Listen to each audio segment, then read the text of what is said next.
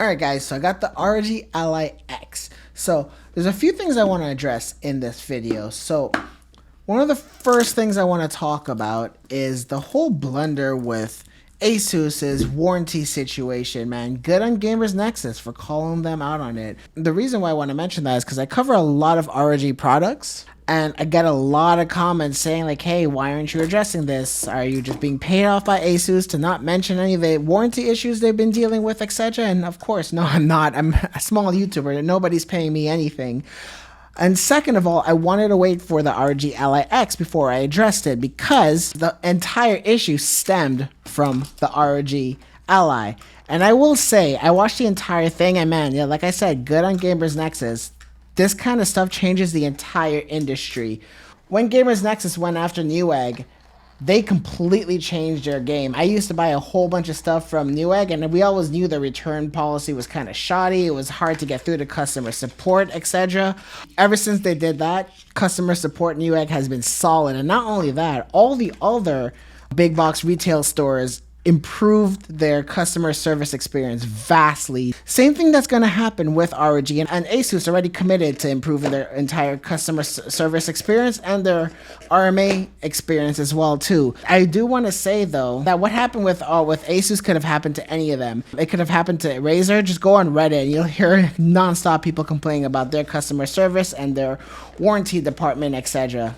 So again, this is going to bring sweeping changes across the entire platform. Anyway, so it looks like we're getting a 65 watt charger, and it looks to be identical to the one that we got last year. And from here, it's just probably some paperwork, etc. Don't need to look into this. So, but yeah, anyway, I definitely wanted to tackle that whole issue. So I'm definitely not on Asus' side. I'm always on the side of us, the consumers, and anything that helps us out is always going to be better for the industry. So now let's take a look at the device itself. This is the ROG Ally X. It's like a mid-cycle refresh, I would say. If you guys follow my channel, I did a video a while ago saying that the only portable device or the only handheld I'm using is the Steam Deck, and that's been true. There's one main reason why I am considering this, and I'm not going to waste any time. I'm just going to power it on. And yeah, I probably won't power on for the first time because you got to plug it in. They usually disable that at the factory, just to make sure it doesn't turn on while it's in the factory packaging and it ends up cooking the system. So this is the main reason why I'm considering this. 2 USB Type-C ports. So yeah, so I also have the Vitura X1 glasses. The company sent this to me a long time ago. I never did a review on it, but I use it almost every single day. As awesome as the screen is, when you're using an XR headset, you end up getting a much larger screen. So I mean, you're going to be limited to 1080p at 60 FPS, but the whole point of why I'm bringing this up is with previous devices, with only one USB Type-C port, you can't charge and hook up the XR glasses at the same time. So having 2 USB Type-C ports will help that. And one of the main reasons why I went with the Steam Deck was because the ROG Ally just didn't have the battery life that I was looking for. AAA titles would only get me like 45 minutes of battery life. Now that's going to be doubled, almost 2 hours, which is similar to what I was getting on the Steam Deck. So anyway, while my Windows is setting up, let's just take a tour of the rest of the device. I already mentioned the 2 ports. The volume rockers are the same, so overall it's going to be very similar. You got the micro SD card slot again, and I'm not expecting there to be those same issues that we had last year when they were just breaking. Power button also has a fingerprint sensor. If you see in my tips and trick video, really handy feature. And yeah, overall, I mean, it definitely feels thicker. The battery is double the size, but it doesn't feel twice as thick or twice as heavy, but I'm noticing a little bit extra girth. So apparently a lot of things have been improved. I haven't used the ROG Ally in 7 months now since I switched over to the Steam Deck. So I mean, I want to check out the D-pad. I would have preferred there to be like those T-shaped D-pads versus the circular one, but apparently it works pretty good. I'm gonna test some games on that, and after this is set up, I'll come back with some first impressions. The buttons feel good. I mean, everything feels nice and clicky. Shoulders feel good too. I remember these buttons being a bit stiff at the back here. They do not feel stiff anymore. And they're smaller too, so I don't think you're going to accidentally hit these unless you're purposely trying to, so that's good. But yeah, overall, minor update. I wish I could have gotten a kickstand. That's something I do like to have, but that would have increased the thickness and the weight. Oh, and another thing that you guys might be thinking about, I know I mentioned I wanted these two USB Type-C ports, and yes, the Legion Go does offer that, but I hate to say it. And I know Legion fans are psychotic, and they don't like when you say anything bad about any Lenovo or Legion product, but that's just not a good handheld system. There's just a lot of latency in the entire system. It's big, it's heavy. The screen, while it is large, it doesn't have good shadow detail, and the performance is significantly worse than the ROG Ally. And that's because the thermal limit is only up to 60 degrees Celsius, while this could go to a full 95, even 100 degrees Celsius. And I tried to go back to it not too long ago, maybe a few months ago, and I just did not have a good experience with it. I ran some benchmarks and nothing's improved about it. So I don't think that's a good system, and I don't recommend the Legion Go. I mean, I love Lenovo. I've covered their products favorably in the past, but the Legion Go is just not one of them. So I'm going to get the setup, play some games, run some benchmarks, and yeah, we'll come right back. All right, so I want to jump immediately into some gaming impressions. So this is the game I'm playing right now, Horizon Dawn Forbidden West, and so far, as compared to my Steam Deck, this is a great experience.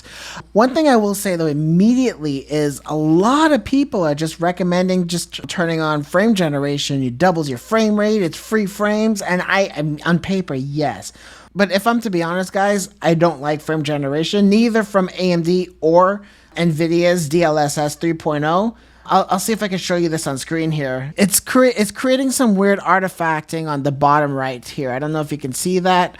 And things don't look as sharp. I think when it renders the other frames, it does it at a lower resolution. And even at 7 inches, I can kind of tell the difference. So honestly, I'd rather just leave that off. So when I do all my benchmarks, I'm not going to turn on frame generation for any of them. And another issue with it too is it introduces a lot of input lag. So because of that, I just take that off. So I lock the FSR to 30 FPS. You can also lock it to 45. I mean, every game is different. That's one thing about these handhelds. If you want to play AAA titles, you're going to have to mess around with the settings until you get something that's acceptable. Honestly, a game like Horizon Dawn Forbidden West, I'm okay with 30 FPS and up. And this looks great. I have no problem aiming and performing actions in a game like this too. And I also mentioned initially that I was very concerned about the D-pad not being like a T-shaped D-pad, and it's more of like a disc circular shape. So what I did, so I'm not great at fighting games, and I know that's the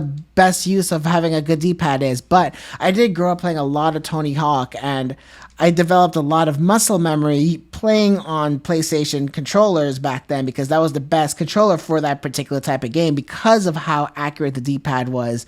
And I had zero issues nailing all of my tricks exactly how I imagined it. Now, I haven't played that game in a while. I'm a bit rusty, but I feel like the D-pad is more than good enough for just about every situation. I mean, if you're going to be playing on this Ally ultra competitively, there just isn't any replacement right now for having a traditional controller. I think all of the handhelds, the controls themselves are good enough maybe if you're playing competitively for like practicing and just for casually playing competitively, but for serious competitive playing, you'll definitely want to use one of these two USB Type-C ports and plug in a dedicated controller. But yeah, the controls overall feel fantastic. I'm not really feeling much input lag.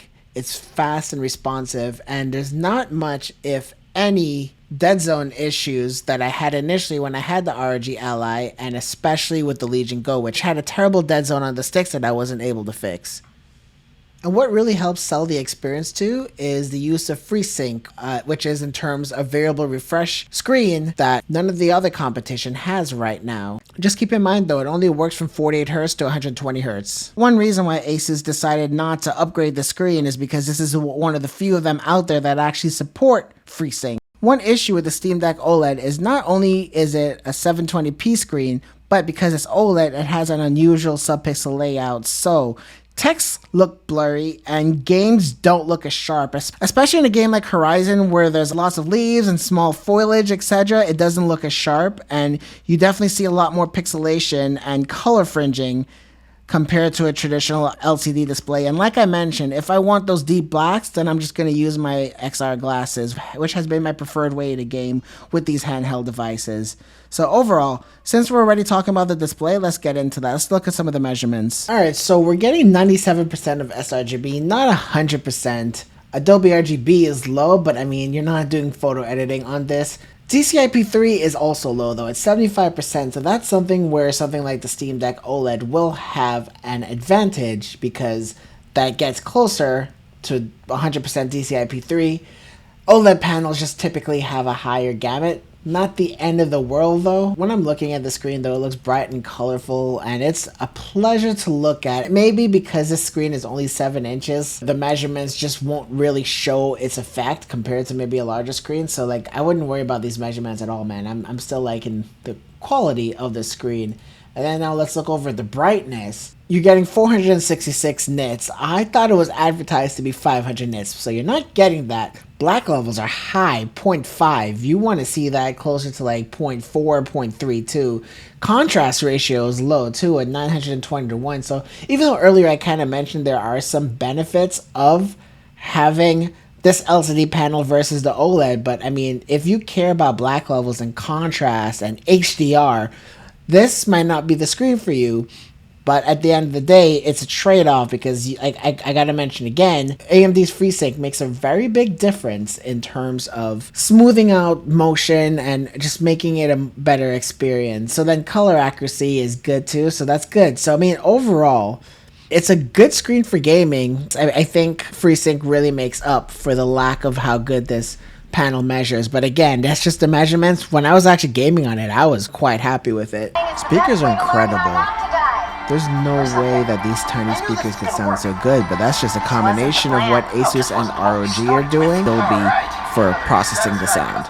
Alright, so I want to get into performance now, and we'll start off with everyone's favorite benchmark, TimeSpy. So I'm going to look at each individual component of TimeSpy, because what TimeSpy does is it does a GPU benchmark and then it does a CPU benchmark, and it's designed to pretty much only isolate that particular component. So the CPU test only runs the CPU and the GPU test only runs the GPU. So if we look at the CPU, the ROG Ally X is doing worse than the ROG Ally Z1 Extreme. Why I'm noticing that is because the ROG Ally X thermal throttles at 92 degrees, while from what I remember with the original ROG Ally Z1 Extreme, it went up to like 95 to 100 degrees, and it's using the same processor, so I'm pretty sure that's what the issue is. But I mean, I'm not seeing that in any real games, just only on this benchmark.